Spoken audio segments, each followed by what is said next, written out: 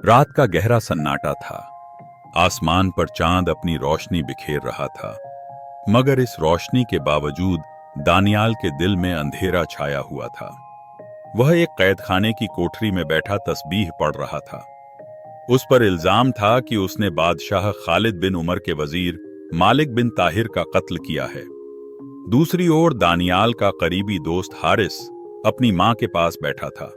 उसकी मां नायला बेगम ने कहा, बेटा, अगर दानियाल ने मालिक बिन ताहिर का कत्ल किया है तो उसे सजा मिलनी चाहिए।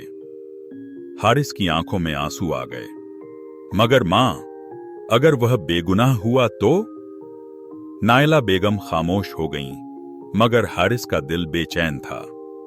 उसे यकीन था कि उसका दोस्त कातिल नहीं हो सकता। वह तुरंत अपने वफादार नौकर जुबैर के पास गया और कहा, मुझे सच्चाई जाननी है। फौरन मालूम करो कि उस रात क्या हुआ था। जुबैर ने शहर में तहकीकात शुरू की और कई घंटों बाद एक सनसनीखेज हकीकत सामने आई। उस रात कुछ नकाबपोश लोगों को वजीर मालिक बिन ताहिर के महल के आसपास घूमते देखा गया था। जुबैर तुरंत हारिस के पास पहुंचा और बोला, मालिक के कत्ल के पीछे वजीर खास जैद बिन जाफर का हाथ हो सकता है। हारिस का चेहरा गुस्से से लाल हो गया। अगर यह सच है तो मैं अपने दोस्त को मरने नहीं दूंगा। अगले दिन दानियाल को शहर के सबसे बड़े चौक में लाया गया, जहां हजारों लोग इकट्ठा थे। बादशाह खालिद बिन उमर के सामने उसे खड़ा कर दिया गया। बादशाह ने ऊंची आवाज में कहा, दानियाल, अगर तुम कबूल कर लो कि तुमने मालिक बिन ताहिर का कत्ल किया है तो तुम्हें सिर्फ कैद की सजा दी जाएगी। दानियाल ने बेखौफ होकर कहा, मैं झूठ नहीं बोल सकता, मैंने यह कत्ल नहीं किया। बादशाह गुस्से से चिल्लाया, तो फिर तुम्हें मौत की सजा दी जाएगी।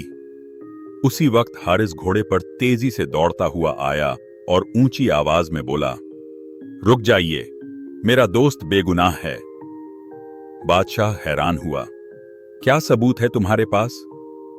हारिस ने अपनी तलवार निकाल ली और कहा, असल गुनहगार वजीर खास जैद बिन जाफर है, उससे पूछताछ की जाए। पूरा शहर सन्न रह गया और वजीर जैद बिन जाफर की ओर देखने लगा। बादशाह ने सख्ती से पूछा, जैद, क्या यह सच है? जैद बिन जाफर डर गया। वह कुछ कहने ही वाला था कि जुबैर एक और गवाह लेकर आया।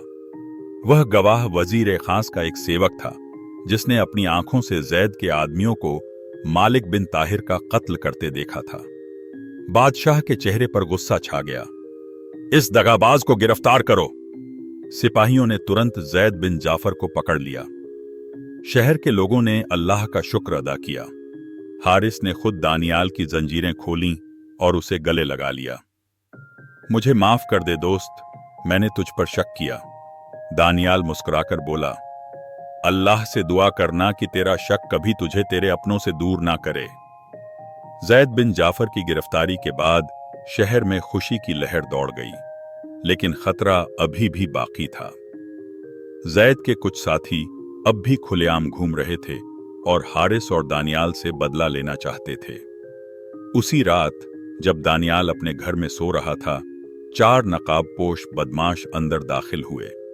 उनमें से एक ने खंजर निकाला और दानियाल की तरफ बढ़ा, मगर अल्लाह की कुदरत देखिए। उसी समय दानियाल की मां तहज्जुद की नमाज के लिए उठी और किसी को आते देख जोर से चिल्लाईं, बचाओ, कोई अंदर आ गया है। दानियाल फौरन जाग गया।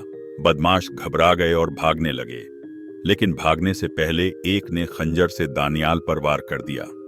खंजर उसकी पसलियों में लग गया और वह जमीन पर गिर पड़ा।